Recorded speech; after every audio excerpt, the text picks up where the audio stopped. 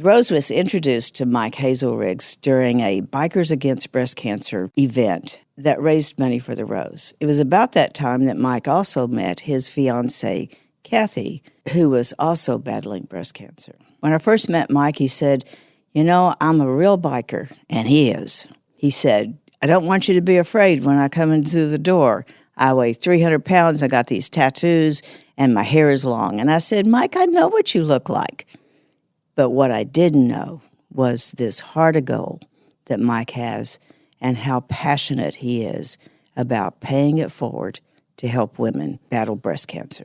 And that's why this summer he's going to go on a 10,000-mile Hokohay Motorcycle Challenge, which goes from Florida to Alaska to raise money for the Rose and help us help others who are dealing with breast cancer. When you subscribe to our show, you help us grow. Someone you know may need to hear this story, so please share with your family and friends. And consider supporting our mission. Your donation can help save the life of an uninsured woman. Let's talk about your breast. A different kind of podcast presented to you by The Rose, a breast center of excellence and a Texas treasure. You're going to hear frank discussions about tough topics. And you're going to learn why knowing about your breast could save your life. We're here today with Mike Hazelrigs, and he's going to be telling us about this amazing ride that he's about to do for the Rose. But there's a lot we want to know about you, Mike. And, if I didn't know better, I'd know you were a biker. I mean, you just, you have that look. And I remember, though, you telling me that in your other life, in your real life, in your work life, what is it that you do? So I'm a facility manager. I was an IT geek for 30 years and then landed in facilities management. And so that's what I've been doing for about 15 now. Yeah. And I remember you saying I have to go to work and get looking like a regular human being and all of that kind of stuff. Be professional. And I thought, because the first time we talked, you said, you've got to go look at my page. And I went, holy smokes, this guy really is a biker. So how long have you been biking? How long have you been doing I've this? been riding since my early 20s, so 40-plus years now. All the accoutrements have basically come since I was 60. The tattoos were something I did with my daughter, heaven forbid. And I just reached a point in my life where I decided there were different priorities in life. So I can be professional, but I can keep it under wraps a little bit. You do it, yes. And now we're talking the big motorcycles. We're talking big bikes. Mm-hmm. I was telling someone I was about to interview you, and they go, "Oh, a biker." I said, No. We're talking the big, heavy-duty kinds. So how did you first find out about the Rose? So we were very fortunate.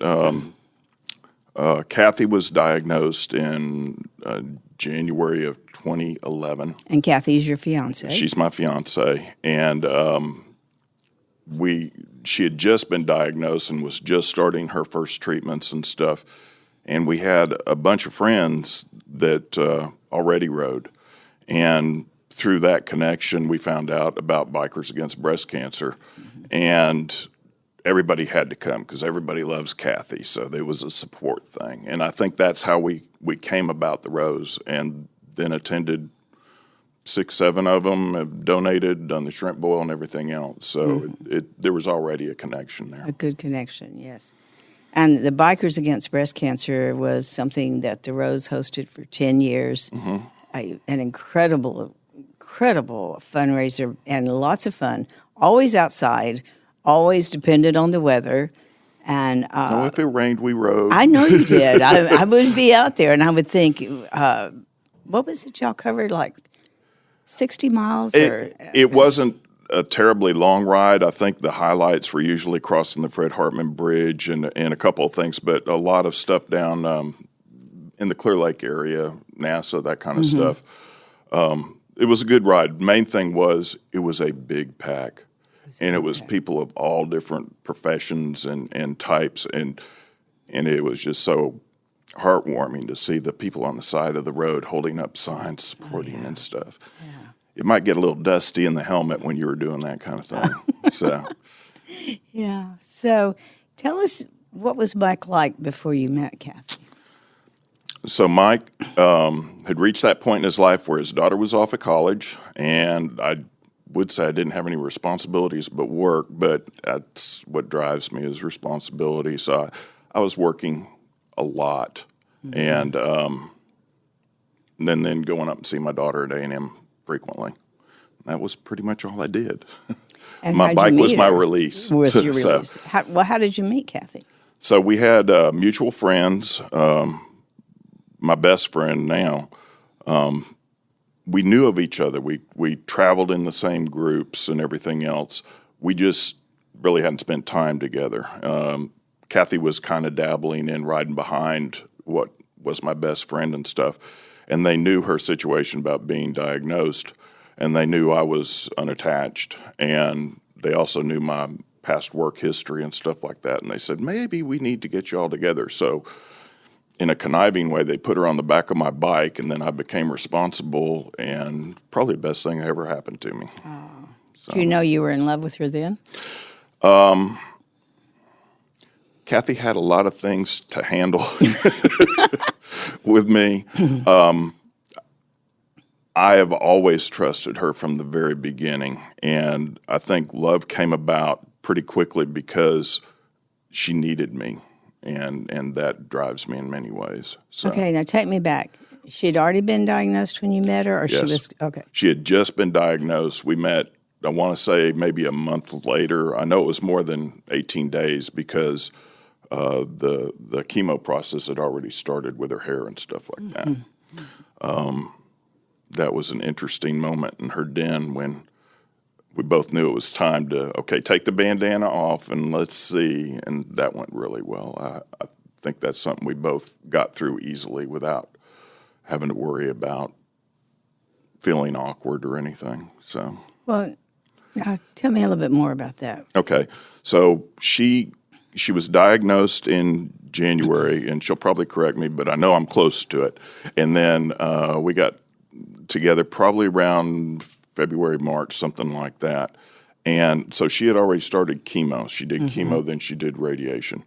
And so her hair, I think we counted the day as day 18. She'd already gone through the shaving and stuff, and she was just terrified because we had just been put together, and what's he going to think and stuff like that. And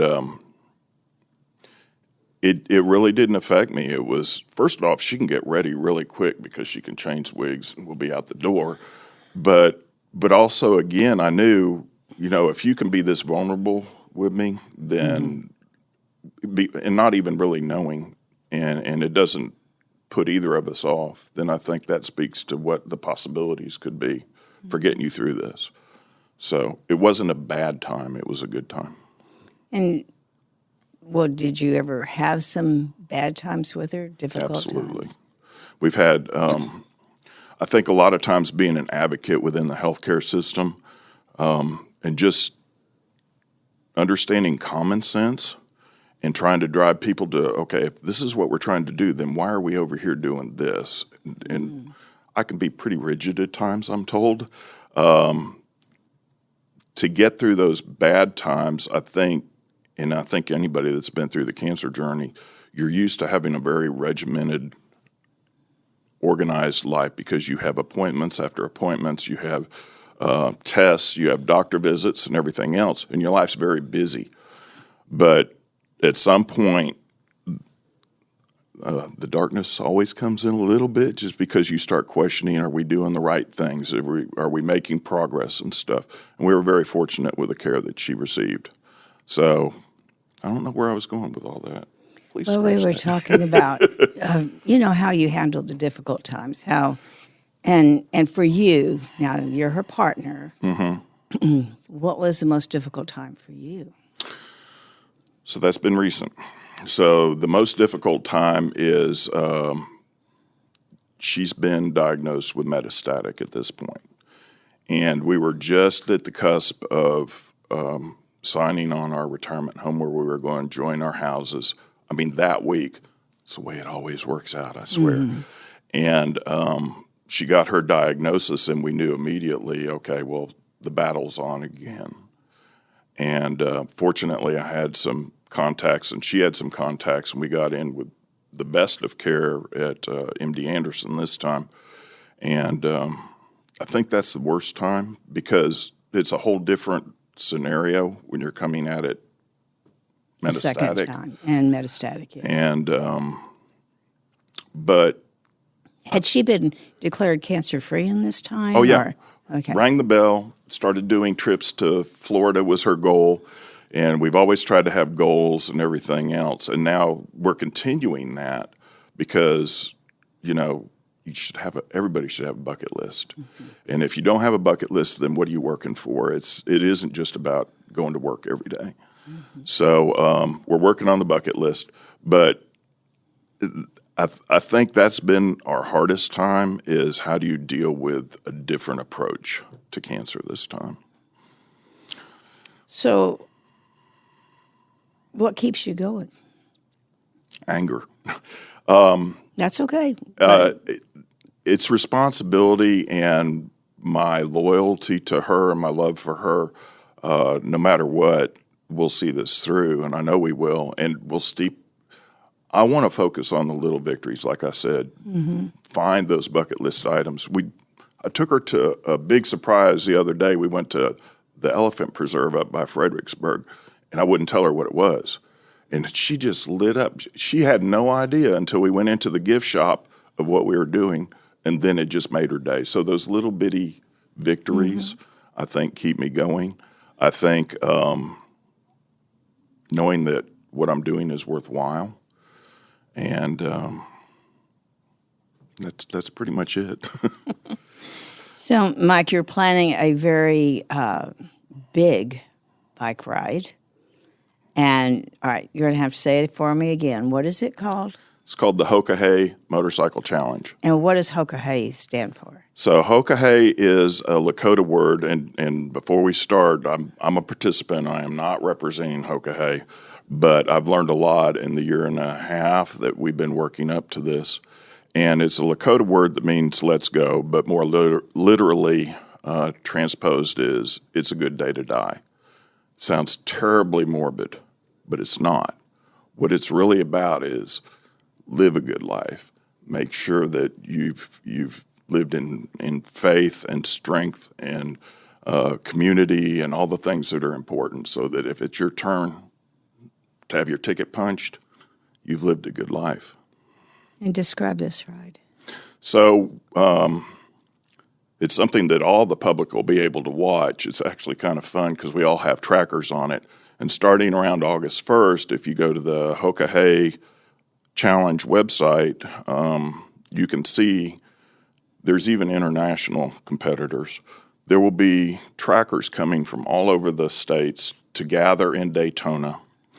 And on August the 4th, we will leave Daytona, go down to the Keys, and then head across to Arizona, New Mexico, and then up to Sturgis Rally will be going on then. We'll go up through South Dakota, and then through Canada to Fairbanks, and then down to Homer. And we'll do that in hopefully about 2 weeks' time. That just is amazing to me. I don't know how in the world you can do that in 2 weeks' time. Well, it wouldn't be a challenge if it was easy.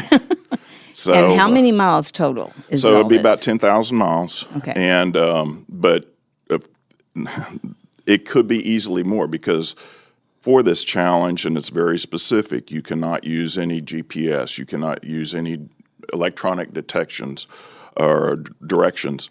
We get turn-by-turn directions. It's all secondary roads. If you get a moving violation, you're disqualified, which allegedly may happen occasionally, but we got to watch that. We have to sleep outside by the bikes. You cannot go What's in a hotel. What's the purpose of that? That was, I think, the most amazing part of this whole biker's trip. You're sleeping outside with your bike? Yeah, well, and again, this is me speaking of my knowledge before I take it. What I can tell you is everybody that's ridden it that I've talked to has said you will change. What that means is within you. So I think the purpose of what Jim Red Cloud was trying to do by coming up with this challenge was this really isn't about a long-distance ride. What this is about is going through areas of the country, A, that are beautiful, but B, may be challenged with, say, reservations, indigenous people issues and stuff like that. It's about finding your zen and being out on the road and learning more about yourself and the friendships that you build on the road. Yeah, it's 10,000 miles, and yeah, you're in hardships and everything else, but what's 2 weeks worth of hardship compared to the lady that's just been diagnosed with cancer? It's not. So I think it's diving deeper into yourself to really understand that is the purpose of Hokohay in my mind. It's not just about pounding miles, because we can all do that. It's not easy, but we can do it. You got to manage gas and everything. You know, it sounds like, though, you've done a lot of that already. I would tell you that goes back to what I learned with Kathy's first diagnosis, and I think everybody that goes down the journey knows is your priorities totally change. The people that you think will be there for you many times won't be there for you. The people that you would never expect. In my case, Kathy had no earthly idea. I didn't even have any idea this was going to happen for me to support her. But when your priorities change, you become more attuned to what's going on within you, and you realize the only things that are really important anymore are time and relationships. It's not money. It's not the pursuit of who's got the better car or what your job title is or anything like that. But I think that has a lot to do with, I guess, how I'm getting kind of into the mental and spiritual aspects of the journey versus just pounding miles. Mm-hmm. You had no idea it was going to go here, did you? No, I didn't. But I kind of suspected there was a lot more to Mike than you were letting on to when we were visiting. It was all about, I'm getting this done. And I am. I'll be in Homer. Yeah. Barring a moose impact or something, I'll be in Homer. Cancel. We don't want that happening at all. So the motivation for you is going to be Kathy raising money. And, you know, I understand that this is more than just a bike ride. I understand that you have this great goal of raising lots of money, and I think you're well on the way to beating your goal. I've already beat my goal now. Yeah, that's I have a benefactor that just matched up to $5,000, so I'm at 10 plus right now. I need to change my goal. Well, what a terrible problem to have. Yeah, what a terrible problem. But it's more than that. You're looking for some comfort, if not maybe different answers. You're dead on of what I'm doing this for. Kathy told me something and it breaks me up every time I say it, but she told me when I first approached her and my daughter about doing this, because, I mean, it's difficult. And you're away from the family, and there's a lot of practice that has to go into it. There's a lot of investment, a lot of things. And I'll never forget her telling me, you can't fix me. Try to help somebody else. And the fact that I had to face the fact that I couldn't fix something I don't live well with, and I immediately thought of the rose, that was natural. But I think my comfort is going to come from, and one of the things that's going to motivate me on my ride is not only raising money for people, and I think it's really important that I do something with my life, i.e. raise money for people that I don't even know, that I know I'll have an impact. I've walked into the waiting rooms at the other location, and every woman was there by herself, and I just want to go up and hug her and tell her it'll be okay. I've traveled this path. We'll get you there. But what I'm going to do personally, which will help me, is I've reached out to, and I think we all know a bunch of people that have had breast cancer, which is an issue to me. I've reached out to people that are 1 degree separation from me, and some people have passed, and some people are still living with cancer or have recovered from cancer or survivors and everything else. And I've asked for bandanas. So I'm going to put their name on the bandana with the their information, and I'm going to weave that into my rack on top of my top box. And they'll make the ride with me to Alaska, and I'll bring it back to them. Oh, that's beautiful. So when I'm out in Arizona in the desert with the scorpions laying on the ground, I can look up and go, it's not so bad. I We'll got all be these thinking people of with you. me. We'll be glad you're And there. y'all be able to see it online with, why is Squatch not moving in the desert? So how'd you get that nickname? kind of big and hairy, and it seemed to fit. I actually had that as a road name a long, long time ago. I had one other that I didn't want to use, and that's just out of respect. But it fit, and I needed something for I don't want to say marketing thing, but I needed something that I could get out in front of people at gas stations and everything else that caught the attention, that would make them look at the QR code. I am not good at asking for money for anybody, for anything. I'm just not built that way. But if I can give you a sticker, or I can give you a card with a QR code that says, look, I'm trying to do this for other people, and that lets me get on my way so I can get my ride over. That was my goal. And it seems to, it certainly is fitting, but I've enjoyed it. It's been a lot of fun. Oh, yeah. So this is a 2-week ride. You're out every day. You can't use a GPS. What are some of the other challenges or things that you're going to have to deal with? Are all the bikers that are out there? You're not in a group, are you? Are you No. on your? Well, so every year it's a biannual event. So every 2 years they take on 100 new riders. And actually, Hokohay itself is charitable. They pick charities within indigenous peoples. This year it'll be the Kenai tribe up in Alaska for education. But they do their own charity, so we pay money to sign up for that. Then we're vetted. You have to be an accomplished rider. Let me stress, the people that are participating in this are from all over the world. They have all kinds of world records. These are the very best riders of the very best riders. So for me to be able to ride with them, and I've already gone on several, meetups and everything else with them, I'll be riding with my friends. I think the difficulty is, everybody says, it's 80% mental and 20% physical. So if you can get your mind right, then I think the rest of it isn't bad. The directions will be my nemesis. I will be turning around a million times because I can't even tell you road numbers or anything like that. But I'll get there. One way or the other, I'll get there. That surprises me. I'm very surprised at that. It's not uncommon in that, and plus, if you're planning stuff too much, then you're going to be very disappointed. So, basically, plan for 80% of everything, and then the other 20%. Again, that goes back to the whole theory of Hokohay: is learn how to adapt, learn how to make that better for everybody else and for yourself. So, there's even lessons there for cancer. Oh, absolutely. I mean, you touched upon something. When we get our mind right, then there's so much more we can handle. But we have to get our mind right. So you're a guy, a man who couldn't fix this, fix this. I mean, now this is very common, though, Mike. You have a spouse, a loved one that's going through this, and you want to fix it. So what advice would you have to someone who's at the same place you are, trying to get through it?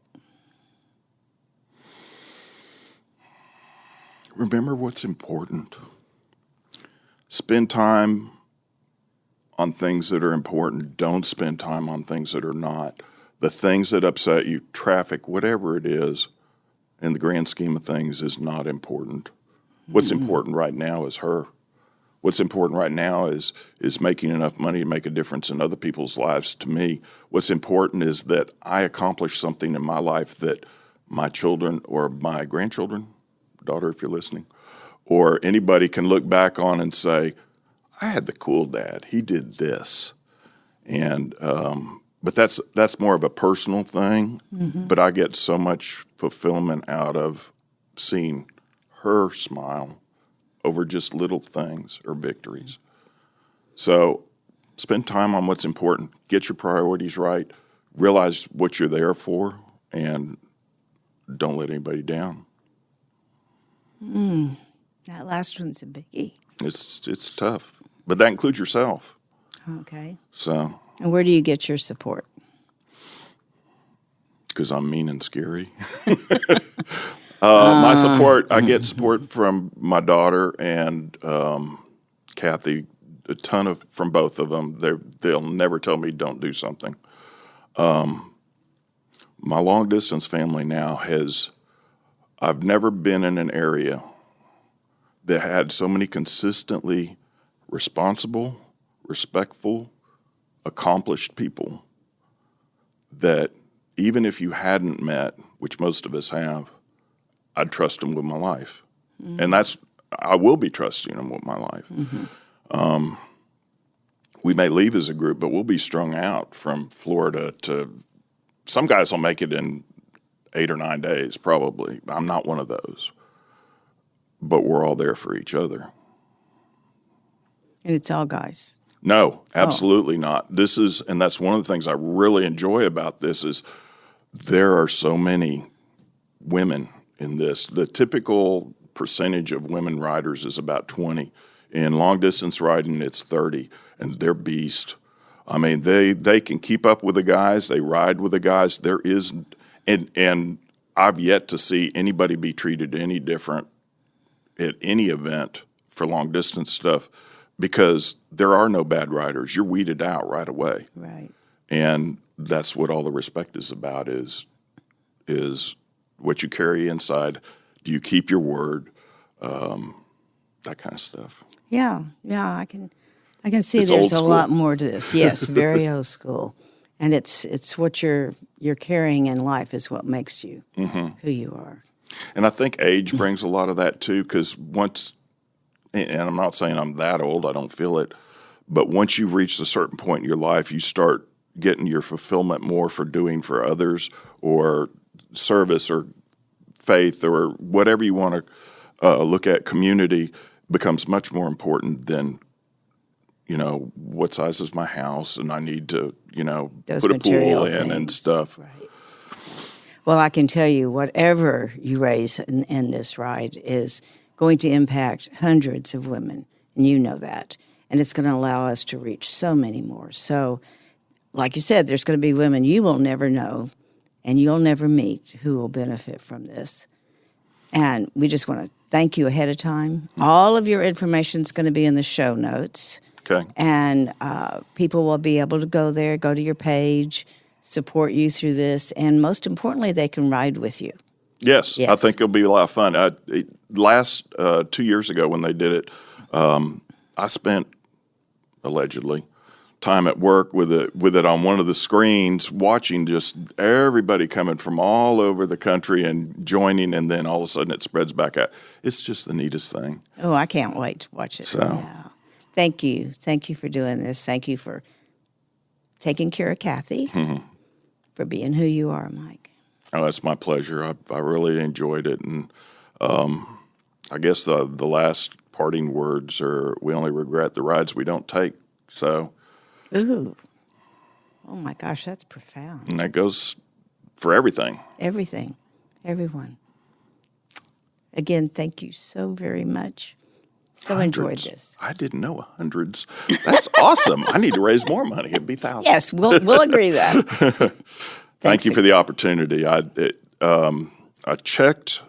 I think one of the things that's important, and you can cut it or not, but Guide Star rating of the Rose, to me, the fact that you're rated platinum tells me that I'm doing something worthwhile. There's so many charities that, we're in it for providing the CEO, planes and everything else. And I can't tell you how much better I felt knowing that what I was doing was actually going to make a difference. So thank you for running the organization the way y'all do. Thank you for making it a family, because even when we've come to the Shrimp Bowl and everything else, nobody knows us. But we've had a good time. And Bikers Against Breast Cancer, I can't thank y'all enough for that, because just to be in a pack that's strung for miles and everybody riding for the same thing, and seeing people on the side of the road supporting it, it just means so much. So thank you for putting together what you put together. Thank you for that. We appreciate it.